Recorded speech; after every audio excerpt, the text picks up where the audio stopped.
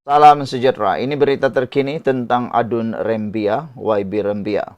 Akhirnya beliau dituntut bayar 100 juta ringgit. Ada netizen kata, dari manalah Adun Rembia ini nak dapat uang 100 juta ringgit tu kan? Itu bukan jumlah yang kecil, itu satu jumlah yang sangat besar. Kata netizen, habislah Adun Rembia. Ini bukan satu jumlah yang kecil, ini satu jumlah yang amat-amat besar. Sedangkan orang biasa, jangankan cakap orang biasa, orang yang kaya raya pun kalau didenda 100 juta, entah nak dapat duit dari mana. Kali ini apabila Setiausaha Agung UMNO sendiri, yaitu Datuk Dr. Ashraf Wajri Dusuki sendiri menuntut bayar balik 100 juta YB Rembia atau dan jumpa di mahkamah, kata Ashraf Wajri Dusuki. Nah, ini betul-betul sudah menjadi parah untuk YB Adun Rembia. UMNO akan memulakan tindakan perundangan terhadap ahli Dewan Undangan Negeri Adun Rembia, Datuk Muhammad Jailani Khamis, yang mengesahkan penyertaannya ke dalam PAS selepas digantung keahlian daripada parti itu. Setiausaha Agung UMNO, Datuk Dr. Ashraf Wajri Dusuki berkata, tuntutan itu akan difailkan selepas Muhammad Jailani dikenal pasti melanggar perjanjian perwakilan calon Barisan Nasional BN Pilihan Raya Negeri PRN ke-15 Melaka yang ditandatangani di hadapan pesuruh jaya sumpah dan saksi. Katanya, Muhammad Jailani juga dikenal pasti membuat pelanggaran ke atas akuan bersumpah SD ditandatangani beliau yang menetapkan setiap calon mewakili Barisan Nasional perlu membayar 100 juta ringgit seperti dinyatakan pada pasal 6.2 jika melompat parti atau bertukar haluan daripada menyokong BN, UMNO, MIC dan atau MCA termasuk menjadi adun bebas. Saudara-saudara sekalian, Ashraf Wajri Dusuki juga mengatakan ketika mengemukakan salinan asal SD itu turut menjelaskan setiap calon perlu meletakkan jawatan sebagai ahli BN, UMNO dan ADUN supaya pilihan raya kecil PRK akan diadakan seperti termaktub pada pasal 6.2. Ini adalah salinan asal perjanjian perwakilan calon BN PRN ke-15 Melaka pada tahun 2021 yang telah pun dimatikan stemnya di bawah LHDN, Lembaga Hasil Dalam Negeri, dan ditandatangani di hadapan pesuruhjaya sumpah dan saksi.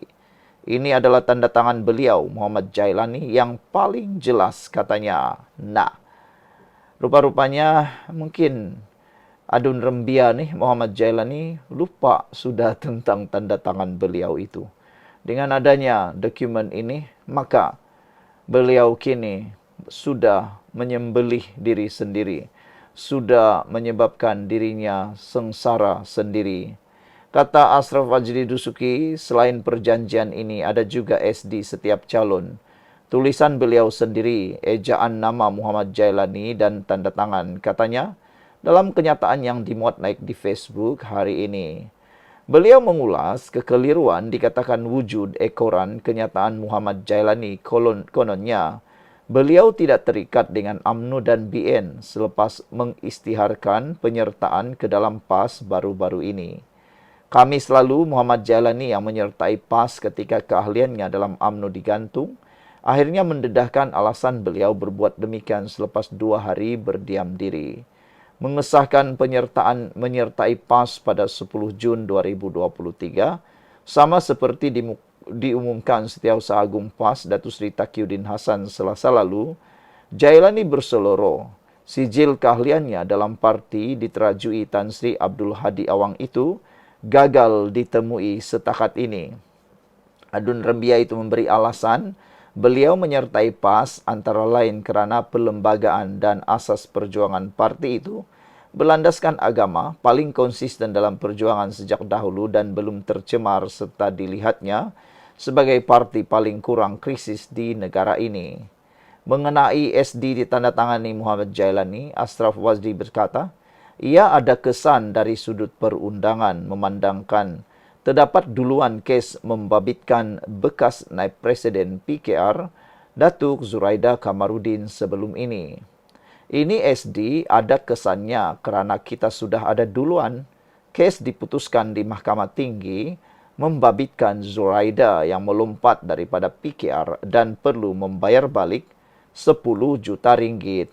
Namun dalam kontrak Barisan Nasional bukan 10 juta ringgit, tetapi 100 juta ringgit, kata bekas Ketua Pemuda UMNO itu. Sementara itu, Ashraf Wazdi berkata, tindakan Muhammad Jailani itu juga dikenal pasti melanggar pasal 20.8 dan pasal 20.11 Perlembagaan UMNO berkaitan tindakan disiplin yang boleh dikenakan ke atas mana-mana ahli parti berkenaan. Seperkara lagi ingin saya tekankan, Perlembagaan UMNO menjelaskan dan ini yang membezakan UMNO dengan Bersatu maupun PAS, kerana perlembagaan ini sudah dipindah sebelum PRU 15. Pasal 20.8 menetapkan mana-mana ahli UMNO yang menjadi ahli berdaftar parti politik lain, maka keahliannya gugur setelah disahkan Majlis Kerja Tertinggi.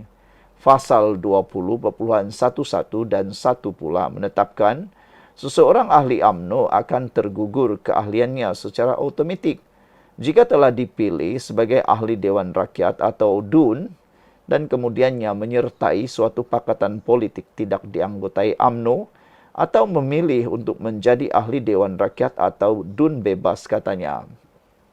Kalau Perikatan Nasional nak menggunakan faktor ataupun duluan di Dewan Rakyat untuk menggagalkan usaha UMNO ini, mereka sebenarnya salah.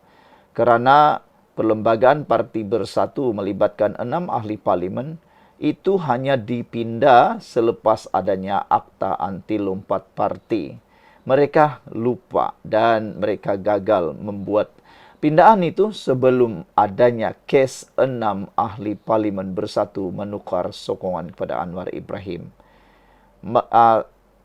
Sebaliknya, di Parti UMNO dan PKR pula dan Amanah, mereka sudah pun memindah perlembagaan parti sejak sebelum Akta Anti Lompat Parti diluluskan.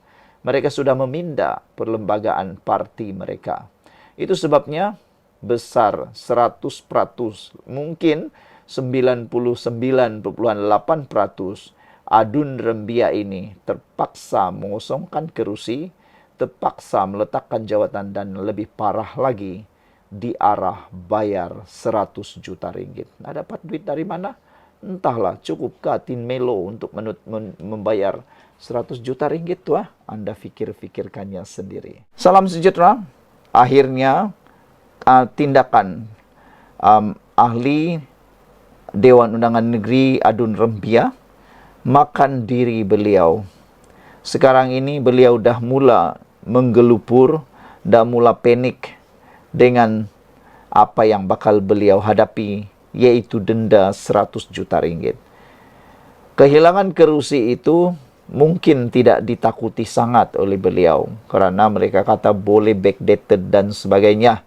Mereka kata mereka dah masukkan dia sebelum Akta Anti Lompat Parti di Melaka dikuatkuasakan. Tak apalah kalau mereka menang tentang backdated itu, tak apalah. Tapi satu perkara yang beliau sah kompo makan kalah kerana beliau telah menandatangani akur janji di dalam UMNO ketika beliau dicalonkan sebagai calon dalam pilihan raya yang lepas. Beliau sendiri ya tanda tangan setuju dengan peraturan itu. Kalau dia lompat parti atau kalau dia menentang kepimpinan pusat dalam bentuk sokongan kepada mana-mana pihak yang tidak sama dengan kepimpinan pusat, beliau sanggup didenda 100 juta ringgit. Mungkin pada waktu beliau menandatangan akur janji itu, mungkin beliau ketawa-ketawa. Beliau mungkin yakin beliau tidak akan langgar. Mungkin pada waktu itu beliau yakin undang-undang itu akan terkena pada orang lain dan tiada kaitan dengan dia. Tapi akhirnya kerana dia lupa bahawa dia sudah menandatangani aku janji itu, maka kini dia mula menggelupur. Dia mula tak tahu nak buat apa lagi. Paniklah kan. Nak mahu masuk UMNO semula, sudah dia umum masuk masuk PAS. Bukan dia umum. Taqiyuddin yang umum, dia sudah menyertai PAS sejak Jun tahun lalu. Jadi waktu itu kalau betul dia dah pindah, tak apalah, itu kita lupakan ajalah.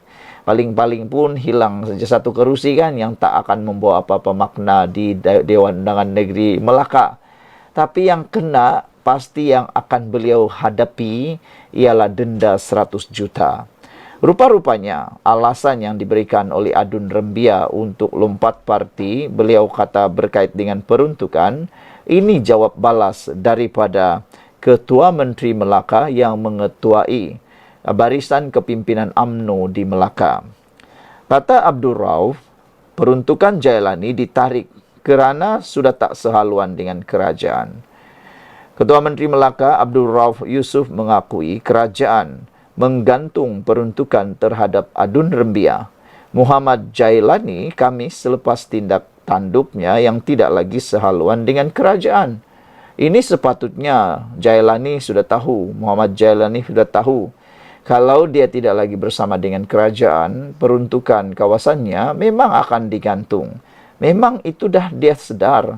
Tapi kerana tindakan terburu-buru beliau itu, maka tindakannya itu akhirnya makan diri. Bila Jailani kata dia pindah PAS kerana nak sama-sama susah dengan PAS dan bukan tentang peruntukan, memang betul lah. Bukan sebab peruntukan, tapi kerana dia tak dapat lagi peruntukan. Nah, samalah tu kan. Buat apa lagi bersama kerajaan kalau tak ada peruntukan, katanya. Tak apalah. Masalahnya nanti dia akan dicalonkan lagi kah dalam pertandingan akan datang. Kenapa sudah mula menghidu?